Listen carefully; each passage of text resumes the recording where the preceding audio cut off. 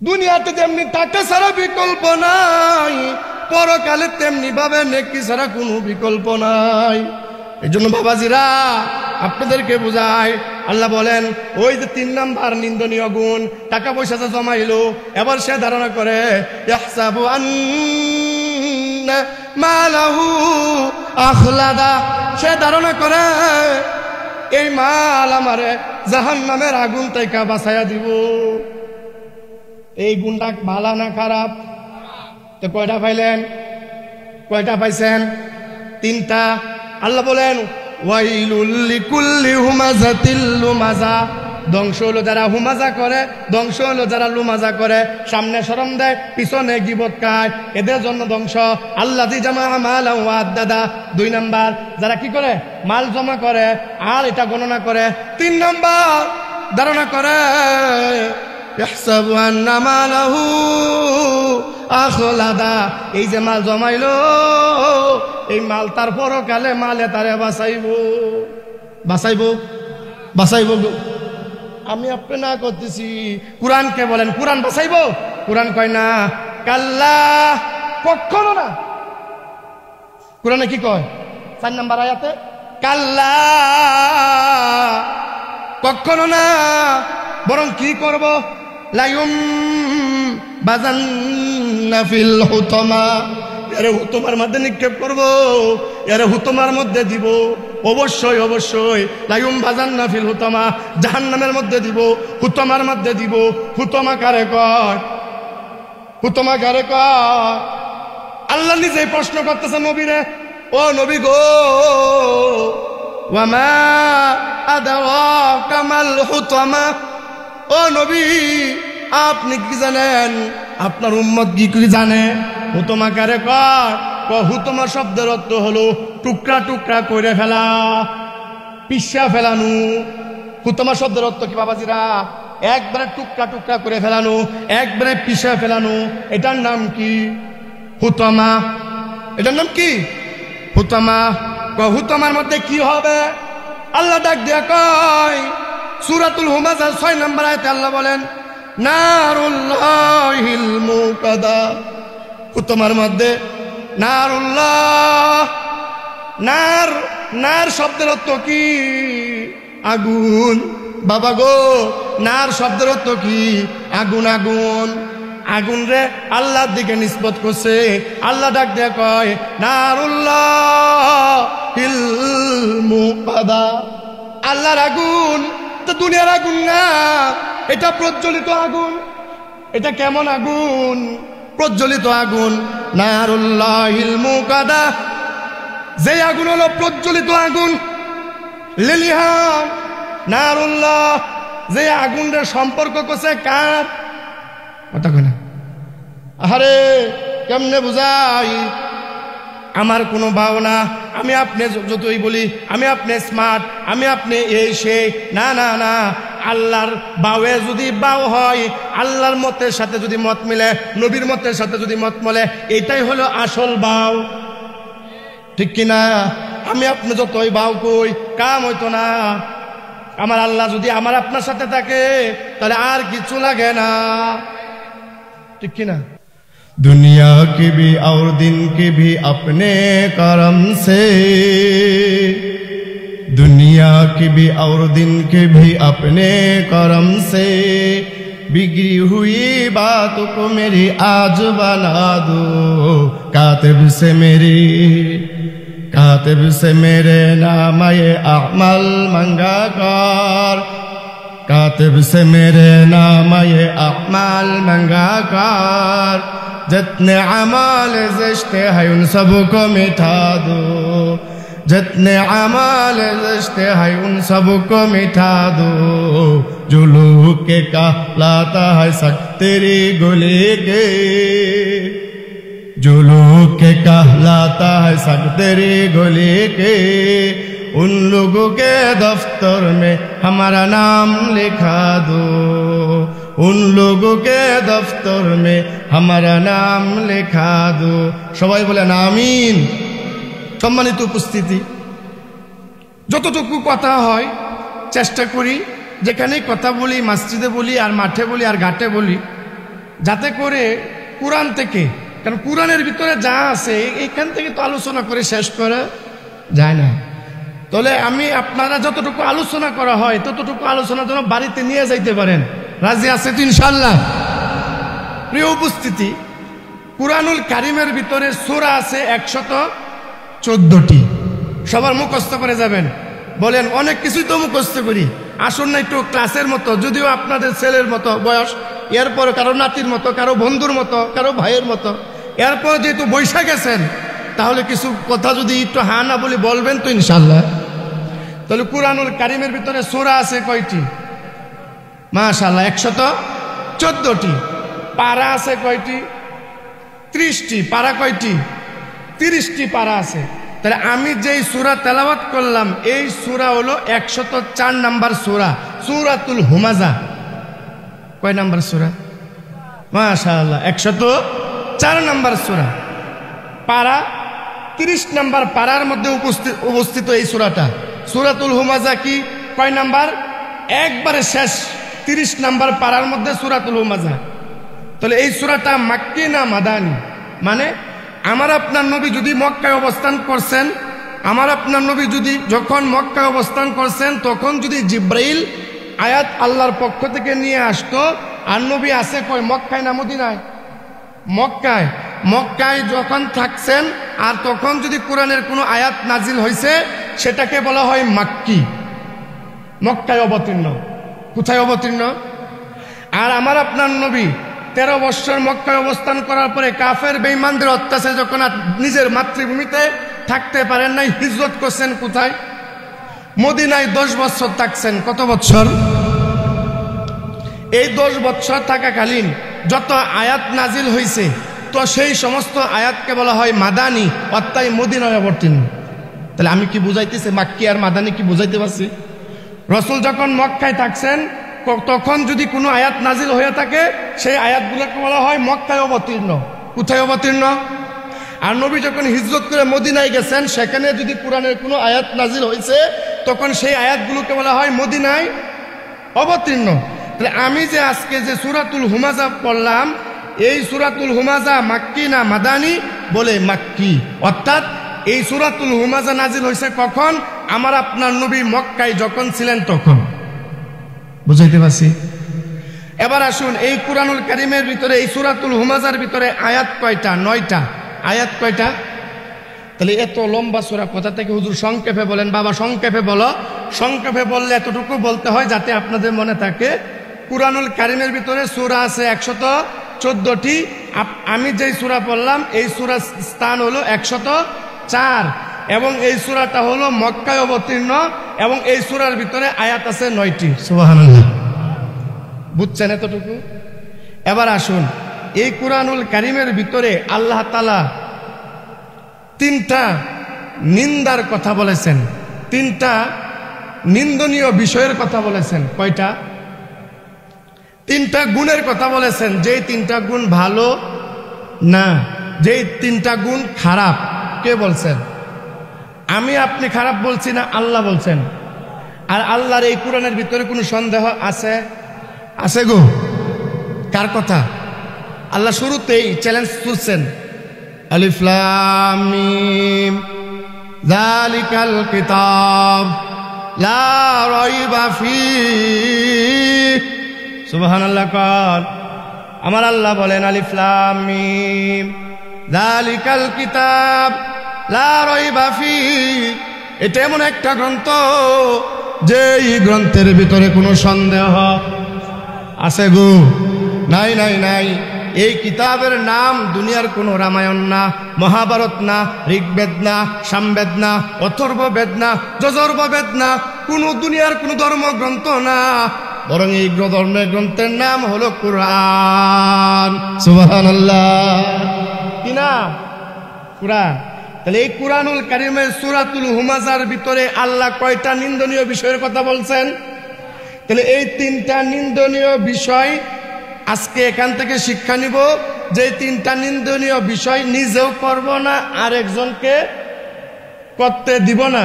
নিজেও 3টার উপরে আমল করব যে এই 3টা কাজ করা যাবে না, ঘরে যাব, বাড়িতে গিয়ে আমার মা বোনরে বুঝাইবেন তো ইনশাল্লাহ। পাশাপাশি বন্ধুকে বুঝাইবেন। বাবাজিরা বাড়িতে গিয়া মাদেরকে বুঝাইবেন, ভাইয়েরা বোনদেরকে বুঝাইবেন, বন্ধুদেরকে বুঝাইবেন ইনশাল্লাহ। কেন কেন? এই কারণে নিজে যদি বাঁচি, আরেকজনের বাঁচার যদি ফিকির করি, আল্লাহ কিন্তু দাম বাড়াইয়া দিব আমার আপনার। সুবহানাল্লাহ বলেন। বিশ্বাস হয়? নিজে বাঁচি, আরেকজনকে যদি বাঁচানোর, কেউ যদি নিজে বাঁচে এবং আরেকজনকে যদি বাঁচানোর ফিকির করে, তাহলে তার দাম বাড়ে না কমে? আরে আমরা তো মানুষ, সৃষ্টির সেরা জাতি, আমরা হলাম সৃষ্টির শ্রেষ্ঠ মানুষ। তাহলে আরে আমরা কেন? সাধারণ পিপিলিকা, সাধারণ কি পিপিলিকা, যে পিপিলিকা নিজে বাঁচার চেষ্টা করছে, তার স্বজাতীয় মানুষদিগকে বাঁচানোর চেষ্টা করছে, যার কারণে স্বয়ং আল্লাহ ওই পিপিলিকার দাম বাড়াই দিছে। জোরে বলেন না সুবহানাল্লাহ। তাহলে পিপিলিকা, আমরা মানুষ না। কে? আল্লাহর সৃষ্টি জীবের ভিতরে একবারে নিম্ন স্তরে একটা সৃষ্টি, নাম কি? কিন্তু পিপিলিকার এই কাজটা আল্লাহর কাছে পছন্দনীয় হয়েছে। আপনারা জানেন যে এই পৃথিবী শাসন করছিল কয়েকজন মানুষে, তার ভিতরে একজন ছিল বাদশাহ সুলাইমান, ঠিক কিনা? বাদশাহ সুলাইমান, তার রাজত্ব শুধু মানুষের উপরে ছিল না, বাদশাহ সুলাইমানের রাজত্ব ছিল সমস্ত জিনদের উপর, সমস্ত পাখিকুলদের উপর, পশু পাখিদের উপরও সুলাইমানের রাজত্ব ছিল, ঠিক কিনা? কবি বলেন, বা সুলাইমা দাদে মুলকে সরওয়ারি, বা সুলাইমা দাদে মুলকে সরওয়ারি, বা সুলাইমা দাদে মুলকে সরওয়ারি, সদমতি ও খাতে মজদেওয়াপুরি, সদমতি ও খাতে মজদেওয়াপুরি। বাদশাহ সুলাইমান, ওনার রাজত্ব ছিল সমস্ত সৃষ্টিজীবের উপরে। একবার বাদশাহ সুলাইমান তার সিংহাসন নিয়া, তার বাহিনী নিয়া এক জায়গায় যাইতেছিলেন। ওই জায়গায় একটা পিপিলিকা দেখতে পাইল যে বাদশাহ সুলাইমান তার দলবল নিয়ে আসতেছে। এমন ভাবে দলবল নিয়ে আসতেছে যে এদের পায়ের নিচে যদি, পিপিলিকার রানী চিন্তা করলো যে এদের পায়ের নিচে যদি পড়ে আমার স্বজাতীয় পিপিলিকা, তাহলে সব শেষ হয়ে যাবে। কথা কয়? এই জন্য পিপিলিকা রানী সমস্ত পিপিলিকাকে ডাক দিয়া বলতেছে। কি বলছে? এটা আল্লাহ সূরাতুন নামলের 18 নম্বর আয়াতের ভিতরে পিপিলিকার ভাষণটা তুলে ধরেছেন। একবার আওয়াজ দিয়ে বলেন সুবহানাল্লাহ। পিপিলিকা কি বলেছিলেন? ক্বালাত নামলাতুই ইয়া আইয়ুহান নামলু দুখুলু মাসাকিনাকুম। পিপিলিকার রানী বলতে লাগলেন, ইয়া আইয়ুহান নামলু দুখুলু মাসাকিনাকুম, হে পিপিলিকার দলেরা, তোমরা সবাই গর্তের ভিতরে ঢুকে যাও। কোথায় কোথায়? তোমাদের গর্তে ঢুকে যাও, তোমাদের ঘর বাড়িতে চলে যাও। কেন চলে যাইবা? এই কারণে চলে যাইবা, লা ইয়াহতিমান্নাকুম সুলাইমান, লা ইয়াহতিমান্নাকুম সুলাইমানু ওয়া জুনুদুহু। এই কারণে যাইবা, এই কারণে যাইবা, কেননা সুলাইমান তার বাহিনী নিয়ে আসতেছে। আর এমন বাহিনী নিয়ে আসতেছে যাদের পায়ের নিচে পয়রা গেলে তারা টেরও পাইতো না। সুবহানাল্লাহ। সুলাইমানের বাহিনী দেখা পিপিলিকা নিজে বাঁচার চেষ্টা করছে, আরেকজনকে বাঁচানোর চেষ্টা করছে। পিপিলিকা কি কয়? ওয়াহুম লা ইয়াশউরুন। এই কারণে তোমরা তোমাদের গর্তে ঢুইকা যাইবা, কেননা পিপিলিকার দল বাদশাহ সুলাইমান, সে যার এত বিশাল বাহিনী, এটার পায়ের নিচে যদি পড়ে যাও তাহলে তারা টেরই পাইতো না। এই কারণে ঢুইকা যাও, বাঁচলে ঢুইকা যাও। কথা কয় না? বেড়াগিরি কইরো না, বেড়াগিরি কইরো না। সব সময় মানুষের দিন সমান যায় না। কথা কয় না? বাঁচলে বাঁচতে চাও, বাঁচতে চাও, সময় থাকতে পিপিলিকার গর্তের ভিতরে ঢুইকা যাও, ঠিক কিনা? তাহলে পিপিলিকার মতো একটা প্রাণী যদি নিজে বাঁচার ফিকির করে, আরেকজনকে বাঁচানোর ফিকির করে, তার দাম বাড়াইয়া যদি আল্লাহ কুরআনুল কারীমের ভিতরে দেয়া দেয়। আর যে পিপিলিকার নামটা কলাত পড়লেও তা বান্দারা আমল নামায় 30-50টা নেকি হয়ে যায়।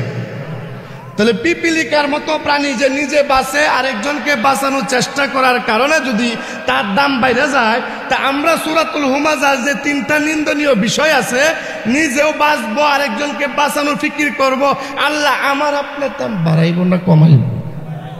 সুবহানাল্লাহ বলবেন না? তাহলে হুজুর বাবাজি, তাহলে সূরাতুল হুমাজার ভিতরে আল্লাহ কইলোটা কি? তো তাড়াতাড়ি ঘও না, ঠিক কিনা? আসুন আমরা আয়াত টু আয়াত যাই। আল্লাহ পাক রব্বুল আলামিন প্রথমেই বলেন ওয়াইলুল লিকুল্লি হুমাযাতিল লুমাযা, ওয়াইলুল লিকুল্লি হুমাযাতিল লুমাযা। ওয়াইল শব্দের অর্থ হলো ধ্বংস। কি ধ্বংস? যার অনিবার্য দুর্ভোগ। ওয়াইল তাফসীর কারকগণ বলেছেন এটা আরেক অর্থ হলো জাহান্নাম। ওয়াইল শব্দের অর্থ কি? জাহান্নাম। আবার কেউ বলেছেন ধ্বংস। তাহলে আল্লাহ শুরুই করতেছেন কি বললা? বুঝাইতে পারতেছি না। সূরাতুল হুমাজার শুরুই করছেন কি বলে? ধ্বংস বলে, দুর্ভাগ্য বলে, জাহান্নাম বলে। কারা কারা দুর্ভোগ? কাদের জন্য দুর্ভোগ জানার দরকার আছে না নাই? আল্লাহ বলে লিকুল্লি, লিকুল্লি ওই সমস্ত মানুষদের জন্য, ওই সমস্ত বান্দা, ওই সমস্ত বান্দির জন্য হলো দুর্ভোগ। বলে তারা কারা? হুমাযাতিল লুমাযা। 1 নাম্বার কয়টা গুণ বলছিলাম খারাপ? কয়টা? 3টা গুণ খারাপ বলেছিলাম। এর 1 নাম্বার হলো হুমাযাতিল লুমাযা। আল্লাহ বলেন দুর্ভোগ, আল্লাহ বলেন ধ্বংস। ওই সমস্ত মানুষদের জন্য ধ্বংস যারা হুমাজা করে, যারা লুমাজা করে। কে বলছেন হুজুর হুমাজা কি লুমাজা কি? হুমাজা হলো একটা মানুষকে সামনাসামনি শরম দেওয়া। কি হুমাজা? হুমাজা শব্দের অর্থ কি? একজন ধ্বংস, কাজ লাগে না, ধ্বংস না। ওয়াইল শব্দের অর্থ হলো ধ্বংস। লিকুল্লি প্রতিটা মানুষের জন্য ধ্বংস। তো প্রতিটা মানুষ কারা? আমি আপনি বলে না, যারা হুমাজা করে, যারা লুমাজা করে। তো লুমাজা হুমাজার অর্থ কি? হুমাজার অর্থ হইল যারা একটা মানুষকে সামনে সামনে ইজ্জত খাইয়া না। বুঝাইতে পারিনি? অর্থাৎ চোখে চোখে রাখা সমাজে কি কয়, ফকির ভূত যাইতেছে, কথা কয় না? আছে না নাই? শাসটলে বসছে, 2 দিন আগেই আমার বাইত কামলা দিছে, অনকে হাওয়াই আছে গা, কথা কয় না? কয় আঙ্গুল দেখাইছে? আরে লোকটা যদি আপনার সাথে খারাপ ব্যবহার করেও থাকে, আপনি তাকে অন্য জায়গায় মানুষের সামনে ইজ্জত নষ্ট না করে অন্যভাবে তাকে আপনি বুঝাইতে পারতেন, এই তুমি যে আমার সাথে এরকম উল্টাপাল্টা করতেছো এটা কিন্তু ঠিক না। শাসটলের মধ্যে, ওই বরবারির শাসটলের মধ্যে আপনি বললেন কি, ফকির ভূত আইছে, 2 দিন আগে আমার বাইত কামলা দিছে, অনপেটাকে দেয়া, কথা কয় না? তো লোকটা এইভাবে বলার কারণে তার ইজ্জত যা আছে না গেছে, কথা কয় না? ওই লোককে আরো আত্মীয় স্বজন নিয়ে শাসটলে সাকাইতে পড়ছে, কারণ এখন শাসটল তো জাতীয় একটা ছোটখাটো সংসদ, কথা কয় নাকি? রাগ করতেছেন নাকি? তো বলতেছিলাম ওই জায়গায় আপনি কি করলেন, তার ইজ্জতটারে একবারে আড়ালে না সামনে? তার সামনে বলে কি লুমাজা না হুমাজা? হুমাজা কি? হুমাজা। তাহলে তার এরকম করা এটা ভালো না। একটা মানুষকে সামনাসামনি তার আঙ্গুলের দিকে দেখেন, দেখেন দেখেন এইভাবে দেখেন। আমি যখন ওনার দিকে কয় আঙ্গুল ফিরাইলাম, তা 3 আঙ্গুল কিন্তু আমার দিকে, কথা কম দেখে। কয় আঙ্গুল দিলাম? 1 আঙ্গুল দিয়ে লোকটা খারাপ, কিন্তু 3 আঙ্গুল দিয়ে বুঝাইতেছি আমি এর সাথে আরো বেশি খারাপ, ঠিক না? হ্যাঁ, আমরা নিজেদের কত দোষ, এই দোষের কোনো খবর নাই। আরেকজনের দোষ বুঝা মা বোনরা, যেহেতু মহিলা মাদ্রাসা, আশপাশে তো আমার মা বোনরা শুনতে আছেন, শুনেন তো যে কথাটা বলতেছি, আমি কিন্তু আরেকজনের দোষ নিয়ে ঘুরতে ঘুরতে শেষ। আমার কামে কিছু মানুষ আছে না সারাদিন খালি মানুষের দুষ লয়ে ঘুরে, আছে না নাই গো? আমাদের তারুণ দেমন নাই, নসেন্দি আছে, আমি দেখছি। হ্যাঁ আছে। তাহলে ওই যে দেখেন বললাম ওই খারাপ, ওই যে এই যে খারাপ, এক আঙ্গুল দিছি তার দিকে আর 3 আঙ্গুলই কিন্তু ঠিক কিনা? তাহলে এই কাজটা করা ঠিক না। একটা মানুষের ইজ্জত, একটা মানুষের মন ভাঙ্গা, এটা হাদিসে নিষেধ আসছে। কথা বলেন, এটা নিষেধ। ওই লোকটারে যদি আপনি আড়ালে বোঝাইতেন, যদি শুধু অন্যায় করেই থাকে তাকে যদি আড়ালে বোঝাইতেন, সে বুঝতো কিনা তাকে মানুষের সামনে, তাহলে আমরা হুমাজা করব না ইনশাল্লাহ। আর লুমাজা কাকে বলে? তাফসীর কারকগণ বলেন লুমাজা হলো এমন এক শব্দ যে শব্দের অর্থ হলো আমার আপনার পিছনে, কোনো মানুষের পিছনে গীবত করা, কোনো মানুষের পিছনে শিকায়াত করা। কি করা? গীবত করা। গীবত বুঝেননি? যে কথাটা আমার সামনে বললে আমার মন খারাপ হয়, ওই কথাটা আমার আড়ালে বলার নাম হইল কি? বুঝেন নাই কথা? যে কথাটা যার সামনে বলবেন, এই কথাটা সামনে বললে সে মন খারাপ করে, এই কথাটাই যদি তার আড়ালে কর, এই কথাটার নাম হলো গীবত। কি? আর গীবত এটা আরবি কি? লুমাজা। কি গো? একজনে আড়ালে কথা বলা এটার নাম লুমাজা, আর সামনে শরম দেওয়া এটার নাম বুঝেন হুমাজা। তাহলে সামনে বললে হুমাজা আর পিছনে বললে লুমাজা। আল্লাহ বলেন ওয়াইল ওয়াইল ওয়াইল ওয়াইল মানে হলো দুর্ভোগ, ওয়াইল অত্যন্ত ধ্বংস। ধ্বংস কাদের জন্য? ধ্বংস লিকুল্লি হুমাজাতিল লুমাজা, লিকুল্লি হুমাজাতিল লুমাজা। যারা হুমাজা করে, যারা লুমাজা করে, আল্লাহ বলেন তাদের জন্য ধ্বংস। নাউজুবিল্লাহ কর নাউজুবিল্লাহ। তাহলে হুমাজাও করব না, লুমাজাও করব না ইনশাল্লাহ, ইনশাল্লাহ। নারে তাকবীর। তাহলে আমরা লুমাজাও করব না, হুমাজাও করব না, সামনে শরম দিব না, আড়ালেও গীবত করব না। কেন কেন কেন?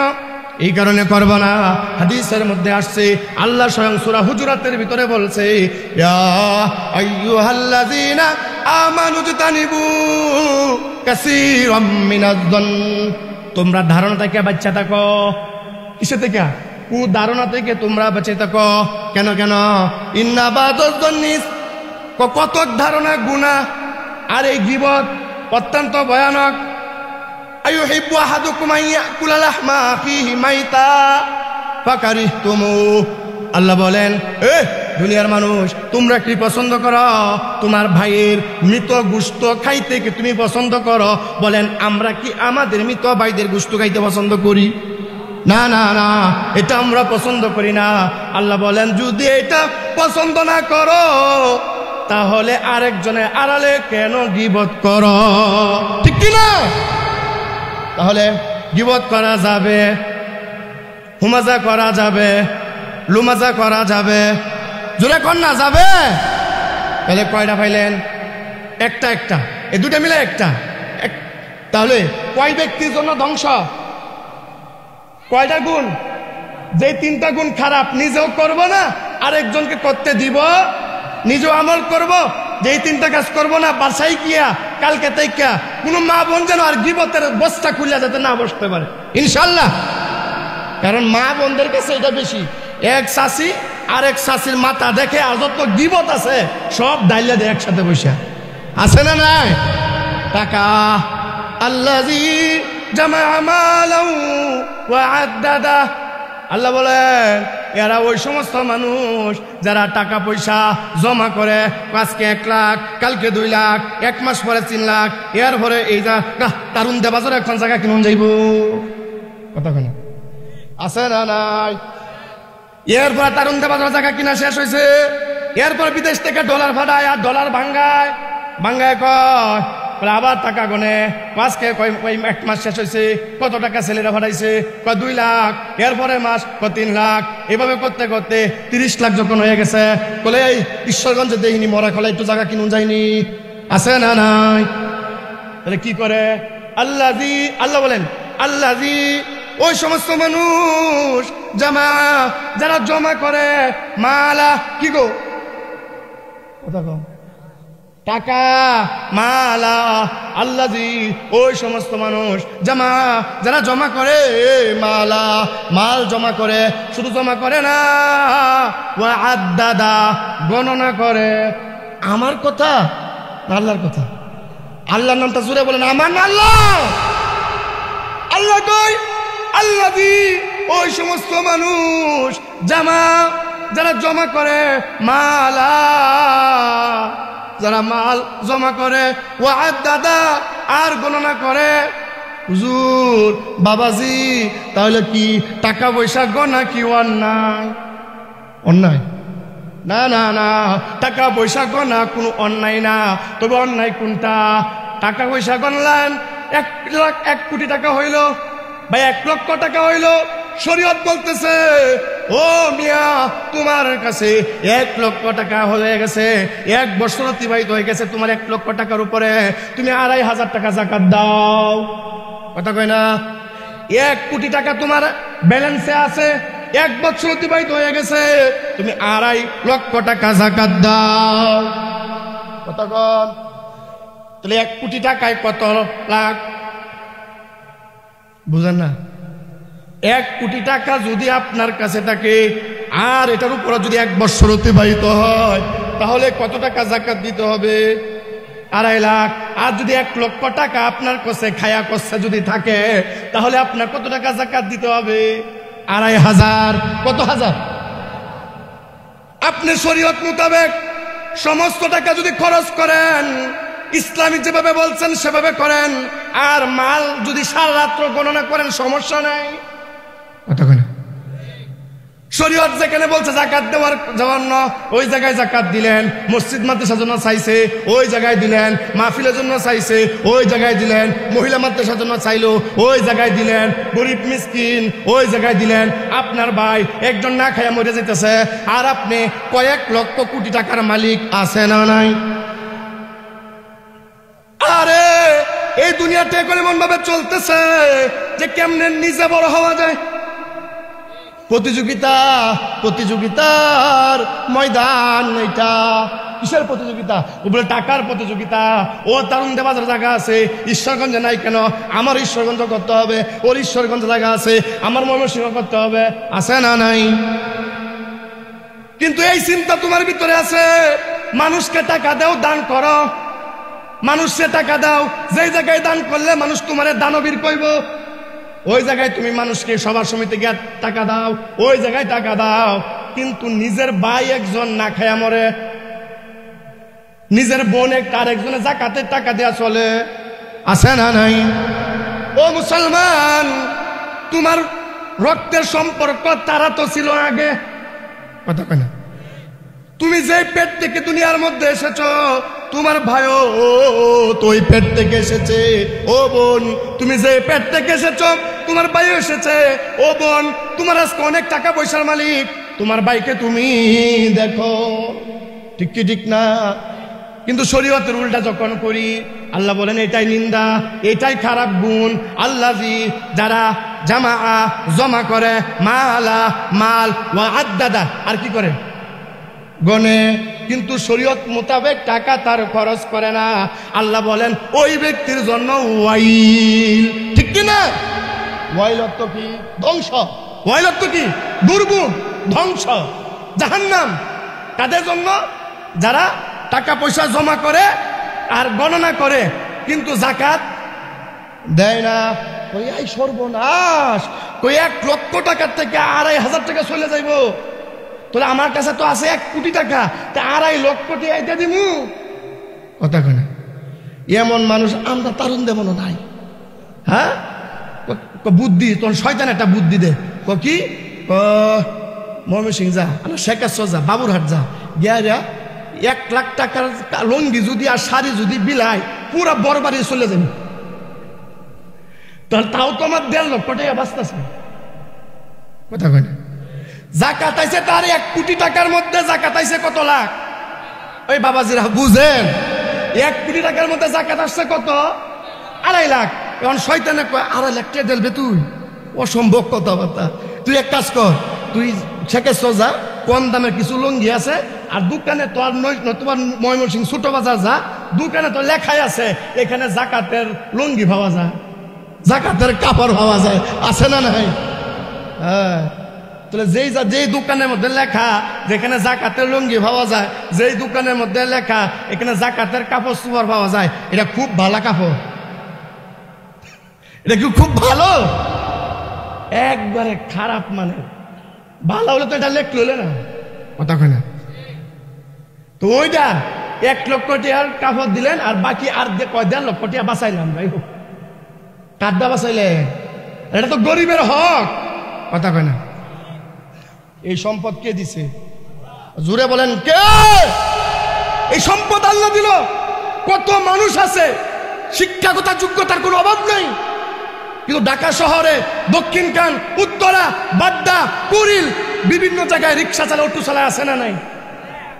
আর তুমি নিজের নাম লিখতে গেলে কলম ভাঙ্গে যা, আল্লাহ তোমার লক্ষ কোটি টাকার মালিক বানিয়ে দিছে, চিন্তা করো না কেন? কথা বলে টাকা পয়সার যোগ্যতা বলে আসে না, এটা আল্লাহ দেয়া পরীক্ষা করে, কথা কয় না? টাকা পয়সা যোগ্যতা বলে আসছে না। যদি আসতো, যে যোগ্যতা কামাইতে কামাইতে এখন ব্রিফকেস ভরে গেছে সার্টিফিকেটে, কথা কয়? ঢাকা শহর কি করব, বেকার, বাড়িতে আসলে তো খাইতে হবে, চলতে হবে। ঢাকা শহর দক্ষিণ কান অমুক জায়গায় তমুক জায়গায় একটা শাসটল, নয়তো বা নীরবে দেখা যায় বউ ফুলাবার নিয়ে ওই জায়গায় চলতেছে, ঠিক কি ঠিক না? আর তুমি নিজের নাম লিখতে গেলে কলম 2টা ভেঙে গেলাম, কহ যাই দলিল যা দিছ ওইটু সাইনটা করেন, ও সাইন তো পারি না, একটু দস্ত কথা কালি আনুন, কথা কন? আমি কি বানাইয়া করতেছি না? বাস্তব নিজের নাম লিখতে পারেন না, সেটা কি টিপ দিতে হয়। আর আল্লাহ আপনাকে কোটি টাকার মালিক বানিয়ে দিয়েছে, আরেকজনের শিক্ষাগত যোগ্যতার অভাব নাই, সে ভাত খাইতে পারে না, কথা কন? তাহলে বুঝতে হবে এই মেধার বলে আল্লাহ সম্পদ দেয় না, বরং সম্পদ আল্লাহ নিজে দয়া করে দেয়, দেওয়ার পরে পরীক্ষা করে সম্পদ দিয়া, বান্দা তোরে 1 কোটি টাকার মালিক বানাইলাম, এবার দেখি তুই কত লক্ষ টাকা তুই জাকাত দেস। 1.5 লক্ষ টাকা আসছে, 1 লক্ষ দিয়ে কি 1.5 লাখ বাঁচাইতে চাও? হবে না, এটা গরিবের হক। এই টাকা থাকলে হয়তো আগুন লাগবো, নয়তো এমন রোগ হইব ডাক্তারের পিছনে ধরতে আর দেশের বাইরে যাইতে এটি শেষ, ঠিক কিনা? আল্লাহ বলেন আল্লাযী জামাআ মালাহু ওয়া আদ্দাদা। ও দুনিয়ার মানুষ, আল্লাহ বুঝাইতে চান 2 নাম্বার নিন্দনীয় গুণ, যারা নিজেরা মাল জমা করে, ওয়া আদ্দাদা, আর কি করে? গণনা করে, কিন্তু মসজিদ মাদ্রাসায় দেয় না, ইসলামী কাজে ব্যয় করে না, জিহাদের কাজে ব্যয় করে না, ইসলামী কোন কর্মকাণ্ডে তার টাকা খরচ হয় না। যদি কয় যাত্রা হইব, কত হাজার লাগবো, কথা কয় না? আছে না নাই? ও মুসলমান, আল্লাহ বলেন তোমার জন্যই ওয়াইল, ওয়াইল তো জাহান্নাম, তোমার জন্যই ধ্বংস। আর কিছু মানুষ তো আছে নিজেও খাইতো না, আরেকজনকে খাইতেও দিত না, আছে না নাই? ও মুসলমান, ও বাবাজিরা, ও মারা, আপনাদেরকে কেমনে বুঝাই? কবি শেখ সাদী রহমতুল্লাহ আলাইহি কয়, বখিলার চাবাসত তুয়াঙ্গির বামাল, বুখারি চু মুফলিস খুরদ গুশে মাল, বুখারি চু মুফলিস খুরদ গুশে মাল। বখিলার চাবাসত তুয়াঙ্গির বামাল, বুখারি চু মুফলিস খুরদ গুশে মাল। বখিলার বুয়াদ যা হেদে বাহরুবার, বখিলার বুয়াদ যা হেদে বাহরুবার। বেহেশতি নাবাসদ বহুকমে খবর, বেহেশতি নাবাসদ বহুকমে খবর। আল্লামা শেখ সাদী রহমাতুল্লাহ আলাইহি বলেন, ও দুনিয়ার মানুষেরা, যারা কৃপণতা করে, টাকা পয়সা জমায়, আর ওয়াদ দাদা গণনা করে, নিজেও খায় না, আরেকজনকে খাইতে দেয় না, কৃপণতা করে, কৃপণতা করতে করতে অনেক টাকা জমাইছে, এই সম্পদের পিছনে পইরা তার হায়াত নামক দৌলত শেষ হয়ে যায়, আছে না নাই? বালা একটা বাজার থেকে মাছ আনে না, বালা একটা চাউলের ভাত খায় না, নিজের দান যেগুলো আসে ওইগুলো বিক্রি করে খারাপ গুলো আনে, ওটা সিরাবিরা লঙ্গি পরে, বালা একটা পোশাকও পরে না, ঠিক মতনে কলজার মধ্যে ঠিক মতনে বালা মন্দ খায়ও না, ওয়াদ দাদা শেখ সাদি রহমতুল্লাহ বলেন বখিল আর চাবা সৎ তুয়াঙ্গির বমাল। বখিল, বখিল মানে কৃপণ। কৃপণ যদি চেবা সৎ হয়ে যায় তুয়াঙ্গির বমাল, অনেক টাকা পয়সার মালিক যদি কেডা হয়ে যায়, কৃপণ যদি অনেক টাকা পয়সার মালিক হয়ে যায়, তাহলে বুখারী চুমুফলিস খুরাদ গুশেমাল। তাহলে দেখা যায় ওই ব্যক্তিটা, ওই কৃপণ ব্যক্তিটা গরিব মানুষের হাতে কান মলা খায়। ঠিক কি ঠিক না? আমি হুজুর মানুষ, আমি চিন্তা করি ময়মনসিং যাই, কত টাকা সিএনজি ভাড়া ফুরাই না, যেটা আছে সেটাই তো নিব, বেশি তো নিতে পারতো না। কত হুজুর? 60 টাকা নেন, কিছু কই না, 60 টাকা নিয়ে যাও। আবার কইলেও আবার বিপদ আছে। ও হুজুর মানুষই মনে বেজাইল, ঠিক না? কইলেও বিপদ, এই জন্য কই না। কত? 60, কত? 70। আজকে আসলাম, আর আমাদের সিএনজির অবস্থা সন্ধ্যার পরে ভাড়া কিন্তু দ্বিগুণ হয়েছে। কথা কর, ব্রিজে আসলে সন্ধ্যার পরেই 60 টাকার ভাড়া 120 টাকা, 150 টাকা। গেলে যান, না গেলে পয়সা দেয় না, তাহলে শীত হাত মুড়াইয়া পয়সা থাকে, আছে না নাই? এটা ঠিক না। ও মুহতারাম হাজিরিন, কেমনে বুঝাই? তাহলে আমি হুজুর মানুষ, দামাদামি করলাম না, 60 টাকা চাইলো, 60 টাকা দিয়ে দিলাম। কিন্তু আপনি টাকার পিছনে ঘুরতেছেন। আপনি কি করলেন? 60 টাকার ভাড়া যুক্তিগতও 60 টাকা দিলেন, 40 টাকা। ফেস লাগবো নি? রিক্সাওয়ালা সিনজোলা আপনারা তো এই কুটিপতি নাকি হেটা তো জানে না। হ্যাঁ জানে, আপনি হ্যাঁ যাত্রী, কি কয় না? ঠিক না? অনেক কথা, দুই কথায় পরে দেখা যায় মারামারি, পরে একবার এই ধনী ব্যক্তি, কৃপণ ব্যক্তি কানো ধরে টান মারে। কথা কয় না গিয়া? কবি শেখ সাদি বলেন বখিলাল চাবা সৎ তুয়াঙ্গির বামাল। বুখারী চুমুফলিস খুরাদ গুশেমাল। গু সত্য কান। কবি শেখ সাদি আরো বলে বখিলার বুয়াদ যা হেদে বাহরুবার, বখিলার বুয়াদ যা হেদে বাহরুবার। বেশতি নাবাসদ বহুকমে খবর। যেই বকিল আল্লাহর রাস্তায় দান করে না, যেই বকিল আল্লাহর রাস্তায় দান করে না, যেই বকিল ইসলামী শরিয়া মোতাবেক টাকা পয়সা ব্যয় করে না, টাকা জমায় জমায় জমায়, সে যদি তাহাজ্জুদে নামাজ পড়াও অনেক কিছু সাধক হয়ে যায়, সাধু হয়ে যায়। সাধু মানে কেডা? ভালো মানুষ। কথা কয় না? সাধু কারে কয়? সাধু হইল যে ভালো মানুষ। আর আমরা চোখকে যে হেতিগুলো দেখি, এইগুলো সাধু না, এত মুইতে পানি লয় না। কথা কয় না? আমাদের সামনে যে সমস্ত সাধু আছে, ওই সাধুরা তো প্রস্রাব করে পানি ব্যবহার করে। এই কবি শেখ সাদির বাসায় সাধু হইল যে বুজুর্গ হয়ে যায়, তাহাজ্জুদ পড়ে বুজুর্গ হয়ে যায়, নামাজ পড়ে বুজুর্গ হয়ে যায়। ওই ব্যক্তি কৃপণ। বখিলার বুয়াদ যা হেদে বাহরুবা। বেশতি নাবাসদ বহুকমে খবর। জান্নাতে যাইব দূরের কথা, জান্নাতে গান পর্যন্ত পাইতো না। ঠিক কিনা? বলে বোঝা যায় বাবা কি টাকা পয়সা বেশি হওয়া আর গণনা করা এটা দোষের কথা কন। আমি অতক্ষণ কি বুঝলেন? এটা কি দূষণীয়? বলে না, কিন্তু এটা যদি আপনি সঠিকভাবে ব্যয় করেন, যখন যেটা লাগবে, যাকাত যেটা গরিবের আছে, গরিব মিসকিনের ফিতরা যেটা আছে, এটা যদি দেয়া দেন, তাহলে ওই টাকাটা আপনার জন্য নিয়ামত। ওই টাকার মধ্যে আল্লাহ বরকত দিবে। সুবহানাল্লাহ। এই টাকার মধ্যে বরকত দিবেন কে?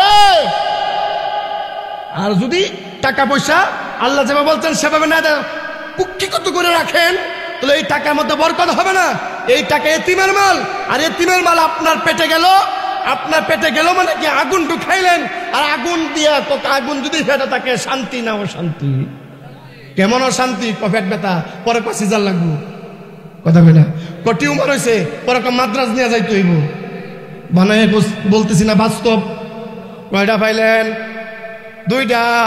1 নাম্বার, যারা ধ্বংস হলো ওই ব্যক্তির জন্য, যারা হুমাজা করে। 2 নাম্বার, হুমাজা করে, লুমাজা করে। 2 নাম্বার কি? যারা মাল জমা করে আর গণনা করে, এটাও ভালো না। কয়টা রয়েছে? কয়টা? আল্লাহ বলেন ও দুনিয়ার মানুষ, 3 নাম্বার আয়াত আল্লাহ বলেন ইয়াহসাবু আন্না মালাহু আখলাদা। ওই ব্যক্তি ধারণা করে, ইয়াহসাবু সে ধারণা করে, আন্না মালাহু এই যে টাকা পয়সা জমাইলো এই টাকা পয়সা তারে জাহান্নাম থেকে বাঁচাইবো। নাউজুবিল্লাহ কর। ও দুনিয়ার মানুষ, টাকা পয়সা দুনিয়াতে কাজে আসবো, পরকালে কোনো কাজে আইবনি। পরকালে কি লাগবে? আমি তো আপনাদের মাহফিলে আরো বলেছি, দুনিয়ার একটা মানুষ তার মনের চাহিদা পূরণ করতে গেলে টাকা ছাড়া কোনো বিকল্প কথা কন। হালাল বুঝি না, হারাম বুঝি না, কেউ যদি আমরা দুনিয়ার মধ্যে মনের চাহিদা পূরণ করতে চাই কি লাগবো? টাকা। পরকালে নেকি ছাড়া কোনো বিকল্প নাই, ঠিক কিনা? দুনিয়াতে যেমনি টাকা ছাড়া বিকল্প নাই, পরকালে তেমনি ভাবে নেকি ছাড়া কোনো বিকল্প নাই। এই জন্য বাবাজিরা আপনাদেরকে বুঝায়, আল্লাহ বলেন ওই যে 3 নাম্বার নিন্দনীয় গুণ, টাকা পয়সা জমাইলো, এবার সে ধারণা করে ইয়াহসাবু আন্না মালাহু আখলাদা, সে ধারণা করে এই মাল আমারে জাহান্নামের আগুন থেকে বাঁচাইয়া দিব। এই গুণটা ভালো না খারাপ? তো কয়টা পাইলেন? কয়টা পাইছেন? 3টা। আল্লাহ বলেন ওয়াইলুল লিকুল্লি হুমাযাতিল লুমাযা, ধ্বংস হলো যারা হুমাজা করে, ধ্বংস হলো যারা লুমাজা করে, সামনে শরম দেয় পিছনে গীবত খায়, এদের জন্য ধ্বংস। আল্লাযী জামা মালান ওয়া আদ্দাদা, 2 নাম্বার যারা কি করে? মাল জমা করে আর এটা গণনা করে। 3 নাম্বার ধারণা করে ইহসাবু আন্না মালাহু আখলাদা, এই যে মাল জমাইলো এই মাল তার পরকালে মালে তারে বাঁচাইবো। বাঁচাইবো, বাঁচাইবো। আমি আপনি না করতেছি, কোরআনকে বলেন কোরআন বাঁচাইবো? কোরআন কয় না, কাল্লা, কখনো না। কোরআনে কি কয়? 4 নাম্বার আয়াতে কাল্লা, কখনো না, বরং কি করব? লায়ুম বাজান্না ফিল হুতমা, এরে হুতমার মধ্যে নিক্ষেপ করব, এরে হুতমার মধ্যে দিব। অবশ্যই অবশ্যই লায়ুম বাজান্না ফিল হুতমা, জাহান্নামের মধ্যে দিব, হুতমার মধ্যে দিব। হুতমা কারে কয়? হুতমা কারে কয়? আল্লাহ নিজেই প্রশ্ন করতেছে নবীরে, ও নবী গো, ওয়ামা আদরাকা মাল হুতমা, ও নবী আপনি কি জানেন? আপনার উম্মত কি জানে? হুতমা কারে কয়? হুতমা শব্দের অর্থ হলো টুকরা টুকরা করে ফেলা, পিষা ফেলানো। হুতমা শব্দের অর্থ কি বাবাজিরা? একবারে টুকরা টুকরা করে ফেলানো, একবারে পিষা ফেলানো। এটার নাম কি? হুতমা। এটার নাম কি? হুতমা। হুতমার মধ্যে কি হবে? আল্লাহ ডাক দিয়া কয় সূরাতুল হুমাযা 6 নম্বর আয়াতে আল্লাহ বলেন নারুল্লাহিল মুকাদা, হুতমার মধ্যে নারুল্লাহ। নার, নার শব্দের অর্থ কি? আগুন। বাবা গো, নার শব্দের অর্থ কি? আগুন। আগুন, আগুন রে আল্লাহর দিকে নিসবত করছে। আল্লাহ ডাক দেয়া কয় নারুল্লাহিল মুকাদা, আল্লাহর আগুন। তো দুনিয়ার আগুন না, এটা প্রজ্বলিত আগুন। এটা কেমন আগুন? প্রজ্বলিত আগুন। নারুল্লাহিল মুকাদা, যে আগুন হলো প্রজ্বলিত আগুন। লিলিহান নারুল্লাহ, যে আগুনের সম্পর্ক করছে কার? কথা কয় না। আরে কেমনে বুঝাই? আমার কোনো ভাবনা, আমি আপনি যতই বলি আমি আপনি স্মার্ট, আমি আপনি এই সেই, না না না। আল্লাহর বাউে যদি বাউ হয়, আল্লাহর মতের সাথে যদি মত মিলে, নবীর মতের সাথে যদি মত মিলে, এটাই হলো আসল বাউ, ঠিক কিনা? আমি আপনি যতই বাউ কই কাম হইতো না। আমার আল্লাহ যদি আমার আপনার সাথে থাকে তাহলে আর কিছু লাগে না, ঠিক কিনা? কেন কেন কেন কেন? এই কারণে আপনাদেরকে কেমনে বোঝায় সংক্ষেপে একটু বলি। দুনিয়া চেয়ারম্যান সাহেব যদি কয় ও বাবা তুমি কোরআন হাদিসের কথা কইয়া যাও, কি হইব জেল ফাঁস কি হইব এটা আমি দেখবাম, সাহস আছে না নাই? সাহসটা একটু পাইলাম। এবার উপজেলা চেয়ারম্যানে কয় বাবা কোরআন হাদিসের কথা কও, কোনো সমস্যা নাই, পাওয়ার বাড়ছে না কমছে? এবার উপজেলার এই ঈশ্বরগত থানার এমপি সাহেব যদি কয় বাবা রে সারা বাংলাদেশে কথা কও, কোরআন হাদিসে কথা কইবা, কার গায়ে লাগবো আর কার গায়ে লাগতো না এটা দেখার টাইম নাই। তুমি কও তোমার সাথে আমি আছি, সাহস বাড়ছে না কমছে? এবার যদি মন্ত্রী কয় বাবা কোরআন হাদিসের কথা সারা বাংলাদেশ কও, আমি দেখবো কোন জায়গায় কি হয়, সাহস কমছে না বাড়ছে? এবার যদি এদেশের সরকার যদি কয় ও মিয়া সারা বাংলাদেশ কুরআন এবং হাদিসের কথা দীপ্ত কণ্ঠে বলে যাইবা, কি হবে না হবে এটা আমি দেখব, সাহস কমছে না বাড়ছে?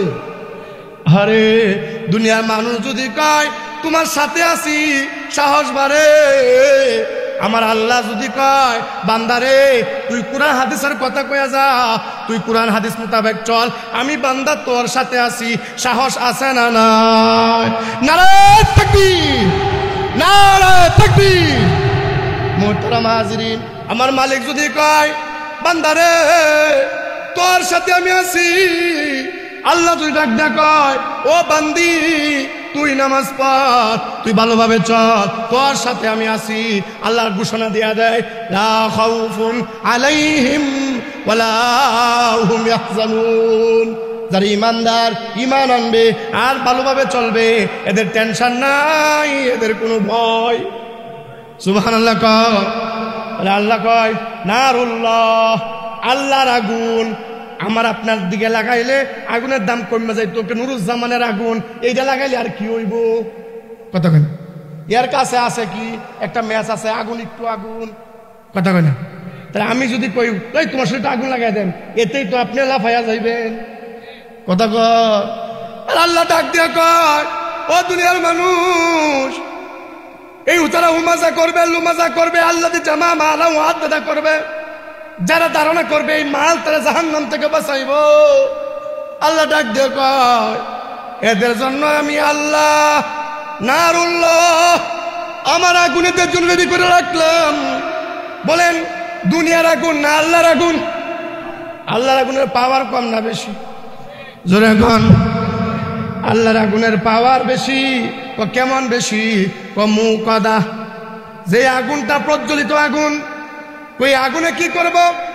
আল্লাতি তাতলিউ আলাল আফইদা, এটা এমন একটা আগুন যে আগুনে কলিজা পর্যন্ত পুরাইয়া দিব। জোরা বলেন না নাউজুবিল্লাহ। কি পুরাইয়া দিব? তাফসীরে জালালানের ভিতরে আসছে। কিসের মধ্যে? তাফসীরে জালালানের ভিতরে আসছে এই আগুনটা খুব ভয়ানক আগুন। এই আগুনে তিনটা ব্যাখ্যা আছে। কয়টা? যে আগুন মানুষের কলিজা পর্যন্ত পুরাইয়া দিবে, এই আগুনের তিনটা আগুন ব্যাখ্যা। এক নাম্বার ব্যাখ্যা, এই আগুন অন্ধ না। এই আগুন কি না? আল্লাহর যে আগুন, এই আগুন অন্ধ হবে না। কি হবে না? অন্ধ হবে না। তাহলে কি? তার অপরাধের ধরন কি? সে কি জিনাকুর নাকি সুদকুর নাকি ঘুষকুর? এইটা দেখা তারে শাস্তি দেওয়া হইব। নাউজুবিল্লাহ। কটা হয়েছে? তাফসীরে জালালানের ভিতরে আসছে যে নারুল্লাহি আফইদা আল্লাতী তাতলিউ আলাল আফইদা, নারুল্লাহিল মুকাদা আল্লাতী তাতলিউ আলাল আফইদা, যেই আগুন কলিজা পর্যন্ত পুরাইয়া দিবে। বলে এই আগুন কোন আগুন? তাফসীরে জালালানের ভিতরে আসছে এই আগুন অন্ধ হবে না, বরং এই আগুন বান্দার পাপটা কোন ধরনের, সে কি জিনা করছে নাকি ঘুষ খাইছে নাকি বেনামাজি নাকি এরকম ভাবে মানুষকে কষ্ট দিছে নাকি গীবত শিকায়াত করছে, ওইটা নির্ধারণ কইরা তারে কি দেওয়া হবে? শাস্তি দেওয়া হবে আল্লাহর আগুনে। ব্যাখ্যা কয়টা পাইছেন? একটা। দুই নাম্বার ব্যাখ্যা হলো এই আগুন কলিজা পর্যন্ত যাইব। কলিজা পর্যন্ত কেন যাইব? এই কারণে যাইব, মানুষের অসৎ ধারণা চিন্তা ভাবনা, এখানে বৈশা চিন্তা করতেছে কালকে কার ক্ষতি করা যায়। কথা কয় না? মানুষ মসজিদে আসে আর চিন্তা করে আমি এই কাজটা করবাম, ওই কাজটা করব। চিন্তাটা যদি খারাপ হয়, খারাপ চিন্তাটা কই হয়? এখানে না মনে? মনে। আল্লাহ বলেন তার এই আগুনটা মনের কাছে যাবে, গিয়া ওই মনটারে পুরাইয়া দিবে। নাউজুবিল্লাহ কর। তিন নম্বর ব্যাখ্যা হলো যে এই আগুন দুনিয়ার আগুনের মতো হবে না। কেন দুনিয়ার আগুনের মতো হবে না? কেন? দুনিয়ার আগুন তো আঙ্গুলে পায়ের মধ্যে লাগছে, ওইটার এত যন্ত্রণা, ওইখানেই মৃত্যুবরণ করিয়া কথা কয় না, শেষ, এটা ওইখানেই শেষ। কিন্তু আল্লাহ বলেন নারুল্লাহিল মুকাদা, এটা এমন একটা আগুন যে আগুনে মানুষকে কলিজা পর্যন্ত পুড়াইয়া দিবে। কলিজা পর্যন্ত পুরানোর পর ওই মানুষটা কি মরে যাইব হুজুর? না না না, সুম্মা লা ইয়ামুতু ফিহা ওয়ালা ইয়াহইয়া। আল্লাহ বলেন ওই মুকাদা, ওই প্রজ্বলিত আগুন, ওই আগুনের মধ্যে, হুতমার মধ্যে, জাহান্নামের কুণ্ডের মধ্যে যখন ফালানো হবে, ফালানোর পরে গেট লাগাই দেওয়া হবে, ওই জায়গার মধ্যে আগুন, দুনিয়ার আগুন যদি আঙ্গুল লাগে ওইখানে শেষ হয়ে যায়, ওটা যন্ত্রণায় মরে যায়। আল্লাহ কয় আমি ওই 3 শ্রেণীর মানুষরে, যারা গীবত করে, শাকায়াত করে, যারা টাকা পয়সা জমা করে আর গণনা করে, আল্লাহ রাস্তায় ব্যয় করে না আর ধারণা করে, এই মাল তারা জাহান্নাম থেকে বাঁচাইব, আমি আল্লাহ এদেরকে জাহান্নামের মধ্যে আমার আগুন দিয়ে এদেরকে পুরাইব। আরে এমন পুরানো পুরামু যে পুরানোর কারণে সুম্মা লা ইয়ামুতু ফিহা ওয়ালা ইয়াহইয়া, জাহান্নামে যাওয়ার পরে মরবেও না, বাঁচবেও না। বাবাজি রে, কেমনে বুঝাই? সুম্মা লা ইয়ামুতু ফিহা ওয়ালা ইয়াহইয়া, দুনিয়ার মধ্যে যদি আগুন লাগে পেরেশান হয়ে যায়, কে কোথায় আসো রে? আমার ঘরে আগুন লাগে গেছে, আমার মাল সম্পদ যেটা যে আছে সব শেষ হয়ে যায়। এরপরে দেখো আমার ছেলেটা কই, দেখো আমার মেয়েটা কই, ঠিক কি ঠিক না? দুনিয়ার মধ্যে যদি ঘরের মধ্যে আগুন লাগে গো, ধন সম্পদের চিন্তা আমিও করি না, আপনিও করেন না, আগে মানুষ বাঁচা, আগে মানুষ বাঁচা। আমার আল্লাহ এই কোরআনে বলছেন, এই কোরআনের কথা মিথ্যা না, ঠিক কিনা? এই কোরআনের কথা মিথ্যা না। আল্লাহ ডাক দিয়ে কয় যে আগুন দিয়ে আমি আল্লাহ যাবো, এই আগুন মানুষের কলিজা পর্যন্ত পুড়িয়ে দেব। সুম্মা লা ইয়ামুতু ফিহা, যে আগুনে পুরানোর পরে সুম্মা লা ইয়ামুতু ফিহা, সে মরবে না, ওয়ালা ইয়াহইয়া, সে বাঁচবে না। এভাবে তাকে পুরাইব, এভাবে তারে জাহান্নামের মধ্যে পুরাইব। আল্লাহ কয় ইন্নাহা আলাইহিম মুসাদা, এরে জাহান্নামের কুণ্ডার ভিতরে ফেলে দেওয়া হবে। ফি আমাদিন মুমাদ্দাদা, লম্বা লম্বা খুঁটির মধ্যে বাঁধা দেওয়া হইব, লম্বা লম্বা খুঁটির মধ্যে বাঁধা হবে।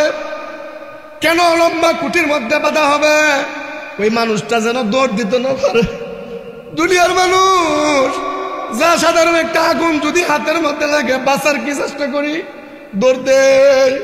আর আল্লাহ বলেন ফি আমাদিন মুমাদ্দাদা, ওই আগুনটা এমন ভাবে আল্লাহ লাগাই দিব যে আগুনটা তার তলিও আলাল আফিদা, কলিজা পর্যন্ত পুরাইয়া দিব, কলিজা পর্যন্ত বর্ষ করে দিব।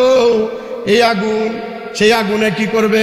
আমার আপনারে এরকম ভাবে পিলারের মধ্যে বাঁধবো, পিলারের মধ্যে বেঁধে আল্লাহ তাআলা লটকাইয়া দিব, জাহান্নামের মধ্যে লটকাইয়া দিব। আর বলবে দেখো এই লোকটা হুমাজা কত, এই লোকটা লুমাজা কত, এই লোকটা সম্পদ নিয়ে বেটাগিরি করত, আজকে তার শাস্তি আমি আগুন লাগাইয়া দিলাম। দুনিয়ার কোনো আগুন লাগাই নাই, আমার আগুন লাগাইছি, ঠিক কিনা? এই জন্য মুহতারাম হাজিরিন, টাকা পয়সা নিয়া আর এগুলো নিয়া আমরা এরকম বেটাগিরি করব না ইনশাআল্লাহ। বাবাজিরা আমার, শেষ কথা আমার আপনাদেরকে বুঝাই, আম্মা জান আয়েশা রাদিয়াল্লাহু তাআলা আনহা, উনাকে একবার আমার আপনার নবীজি, দেখেন আমরা কোন শ্রেণীর মানুষ আর তাদের কি কালচার, আমরা যাদের অনুসরণ করি, আমরা যাদের অনুকরণ করি, তারা কেমন মানুষ, যাদের নাম বিক্রি করে আজকে মুসলমান পরিচয় দেয়, তারা কেমন মানুষ আর আমরা কেমন মানুষ, একটু হিসাব মিলান। আম্মা জান আয়েশা রাদিয়াল্লাহু তাআলা আনহাকে আমার আপনার নবীজি ডাক দিলেন, ডাক দিয়ে বললেন আয়েশা রে। নবীজি মাঝে মাঝে স্ত্রীদের সাথে ভালো আচরণ করতেন, মাঝে মাঝে না, প্রত্যেক স্ত্রীর হক আদায় করতেন, হাসি মুখে কথা বলতেন। আমার নবী তো সাধারণ কোনো মানুষ ছিলেন না। সুবহানাল্লাহ। আল্লাহ নিজে নবীকে হেফাজত করেছেন, ঠিক কি ঠিক না? কোনো গুনার প্রভাব নবীর উপরে পড়ে নাই। সেই নবীজি কে? সেই নবীজি স্ত্রীদের হক আদায় করতেন, সেই নবীজি রাষ্ট্রের হক আদায় করতেন, সেই নবীজি দেশের হক আদায় করতেন, প্রতিবেশীর হক আদায় করতেন। আমার নবীর মতো আর কোন নবী হয় না। সুবহানাল্লাহ। সেই নবী আমার আপনার মা আয়েশাকে বললেন, আয়েশা আজকে তুমি আমার কাছে যা চাইবা আমি তোমাকে তাই দিয়ে দেব। সুবহানাল্লাহ বলবেন না? কেন বলছে? আম্মাজান আয়েশার মনটা যেন নরম হয়, খুশি থাকে। আম্মাজান আয়েশা তো চিন্তায় পড়ে গেলেন, কি আবার চাবো, চাইতে গিয়া যদি আবার ছুটো ছায়ালাই তাহলে তো আরেক বিপদ। কথা বলেন, আপনারা যখন যে সমস্ত যুবকরা বিবাহ করছে না, এদের শ্বশুরও যদি ছেলেটা জামাইটা গরিব, অর্থেরও দিক দিয়ে গরিব, আর শ্বশুর বাড়ির অবস্থা খুব ভালো, এখন যদি শ্বশুরা কয় জামাই বেটা বলো বিবাহ তো আমার মেয়ের তোমার কাছে দেয়াই দিলাম, এখন কি চাইবো আমার কাছে চাও। জামাই চিন্তা করে সামু কি আমার একটা পালসার দিয়ে, কি চাইছে? পালসার মোটর সাইকেলের, একটা মোটর সাইকেল দাম কত? 2 লাখ। শ্বশুরা চিন্তা করে আমার যে কোটি টাকার সম্পদ, মেয়েও একটা, তুই তো চাইতে গিয়ে বেটা ভুল করে, আমি তো ভাবছিলাম তারা প্রাইভেট কার দিব, আর তুই চাইলে কি পালসার, যা 2 লক্ষ টাকা নিয়ে যা, ঠিক না? কিন্তু আম্মা জান আয়েশাকে চিন্তা পড়ে গেলেন, নবীজি বলতেছে যে আজকে যা চাইবা আমি তোমাকে তাই দিব। সুবহানাল্লাহ। আম্মা জান আয়েশা চিন্তা করলেন কি সামু, নবীরে ডাক দেয়, কয় নবী গো আপনি যদি একটু আমার সুযোগ দিতেন, আপনার সাহাবী আমার পিতা আবু বকরের কাছ থেকে একটু পরামর্শ নেওয়া। সুবহানাল্লাহ। কি আব্বার সাথে একটু পরামর্শ করতাম, যাও গিয়া কয় আব্বা আপনার জামাই নবী মুহাম্মদ আমার প্রাণপ্রিয় স্বামী, উনি বলছেন যে আজকে আমি উনার কাছে যা চামু উনি আমাকে তাই দিবেন, কিন্তু চিন্তা করতেছি যে চাইতে গিয়া যদি আবার ছোটটা ছায়া ফেলায় তাহলে তো বিপদ, কি চামু, এই জন্য আপনি একটু শিখাইয়া দিলে আমার জন্য একটু সুবিধা হইতো। সুবহানাল্লাহ। আবু বকর রাদিয়াল্লাহু আনহু বললেন, মারে ও মা তুমি আমার সাথে ওয়াদা করো, তোমাকে আমি ঠিক আছে, তুমি আমার সাথে পরামর্শ করতে আসছো, আমি তোমাকে পরামর্শ দিব, কোনো টেনশন নাই, চিন্তা করিও না। তবে কথা হইল নবীরা যে সলটা করবা সেই সলের উত্তর কি দেয় সেটা আমারে জানাইবা। সুবহানাল্লাহ। যেটা উত্তর দিবে সেটা কিন্তু আমারে জানাইতে হইব, আমি মাগনা দিতাম না পরামর্শ। সুবহানাল্লাহ। আম্মাজান আয়েশা বলে, ঠিক আছে আব্বু আপনি যেটা বলছেন সেটাই হবে, আপনি আমার শিখাইয়া দেন, ওইটাই চামু, আর নবীজি যা বলছেন এটাই আপনার কাছে বলে দিব। সুবহানাল্লাহ।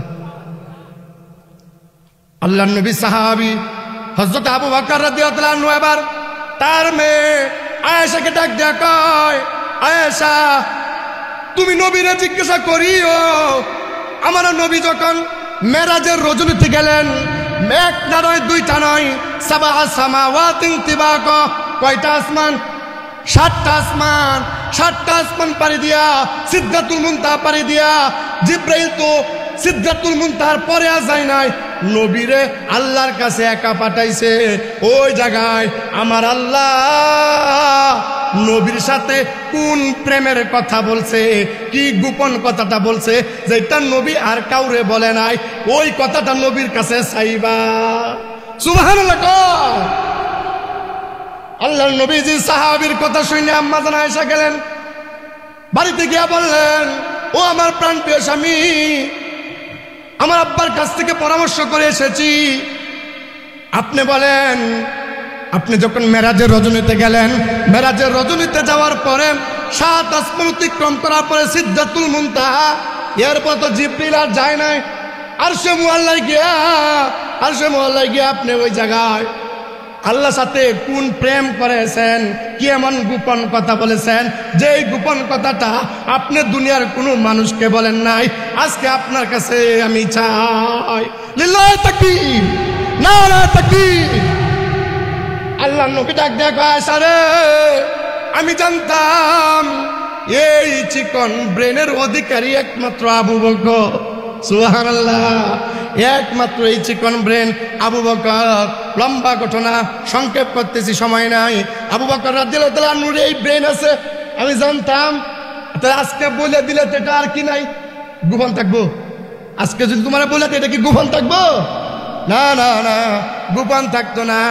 আম্মা জান আয়েশাকে নবী ডাক দেয়া কয়, আয়েশা রে, ওই জায়গায় আমার মালিক আল্লাহ আর আমি মুহাম্মদ এমন প্রেম করেছি, এমন কিছু গোপন কথা হয়েছে। এর মধ্যে একটা গোপন কথা হলো, কোনো বান্দা যদি কোনো বান্দার দোষ করার পরে ওই দোষটা দায়িত্ব রাখে, কোনো বান্দার দুইজনের ঝগড়ার ভিতরে ওই ব্যক্তি তৃতীয় পার্সন ব্যক্তি যদি দুই ভাইয়ের বা দুই একটা মহিলা যদি কোনো দুই বোনের ঝগড়া মিটাইয়া দেয়, আল্লাহ ওই ব্যক্তির জন্য জান্নাতের ব্যবস্থা কইরা দেয়। কি কি কি তাহলে আমরা কি শিখতে পাইলাম সূরাতুল হুমাযা থেকে? আম্মা জান আয়েশা কি শিখতে পাইলো? সেটা কি, দুই ব্যক্তি যদি ঝগড়া লাগিয়ে যায় আর দুই ব্যক্তির ঝগড়া মিলাইয়া দেওয়া, যদি কেউ মিলাইয়া দেয় তাহলে ওই ব্যক্তির জন্য জান্নাতের ব্যবস্থা কে করে? জোরে কোন কে? তাহলে দুনিয়ার মধ্যে আমরা দেখেন নবীদের কি সিস্টেম ছিল আর আমরা কোথায় আছি? তো আমরা আছি ঝগড়া কেমনে বাড়ানো যায়, কথা কয় না? আরে মিয়া, আপনার জায়গা সম্পত্তি এইগুলো নিয়ে ঝগড়া করতেছেন, জমি নিয়ে ঝগড়া করতেছেন, মারামারি করতেছেন, কেস মামলা করতেছেন, জায়গায় জায়গায় জায়গা হয়ে থাকবো, আপনিও নাই সেও নাই। বানায় করতেছি নাকি না? বাস্তব মারামারি করলেন, খুনাখুনি করলেন, জায়গায় জায়গা ঠিকই জায়গা থাকবো, আপনিও থাকবেন না, সেও থাকবে না, ঠিক কিনা? এখন আমরা কি করি, কাজটা যদি একটু লাগে আরো আগুন লাগাইয়া দিই, কথা কয় না? তো হাদিস নবীর কাছে আয়েশার কাছে কি বললেন নবী, যে দুই ব্যক্তির ঝগড়া যে মিঠাইয়া দিব ওই ব্যক্তির জন্য জান্নাতের ব্যবস্থা কে করছে? এই গোপন কথা নিয়ে আবু বকরের কাছে যায়, ও আব্বা, ও আব্বা, গোপন কথাটা হলো এই, যেই ব্যক্তি দুইজনের ঝগড়া মিঠাইয়া দিব আল্লাহ তার জান্নাতের ব্যবস্থা করে দিব। সুবহানাল্লাহ, সুবহানাল্লাহ। এই কথা শোনার পরে আবু বকর কান্দে। সংক্ষেপ করতেছি, আবু বকর কি করে, আব্বা এটা তো খুশখবরি কথা, আপনি কারো মনের মধ্যে কষ্ট দেন না, আপনি কারো উপর জুলুম করেন না, এই খুশখবরি কথা তো আপনার জন্য, আপনি কান্দেন কেন? আবু বকর ডাক দেয়া কয়, মারে এই কারণে কান্দি, কেননা নবীর এই কথার দুইটা দিক আছে। কয়টা দিক আছে? কোনো ব্যক্তি যদি দুই ব্যক্তির ভিতরে যদি ঝগড়া মিটায় দেয় তাহলে তার জন্য আল্লাহ জান্নাতের ব্যবস্থা করে রাখা দেয়, এটার উল্টাটাও আছে।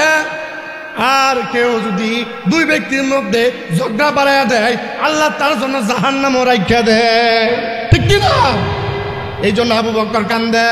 তাহলে মুহতারাম হাজিরিন, সূরাতুল হুমাযা থেকে যতটুকু বুঝলাম সেটা হলো গীবত শিকায়াত করা যাবে, জোরে বলেন না।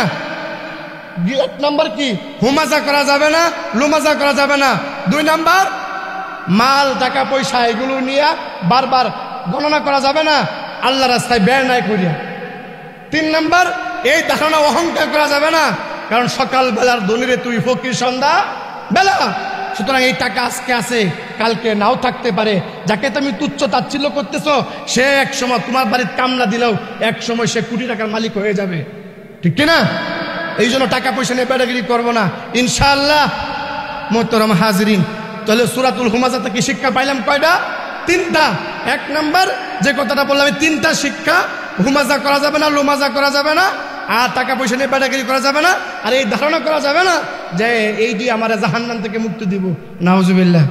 তাহলে এতটুকু পাইছেন তো, মনে থাকবে তো ইনশাআল্লাহ।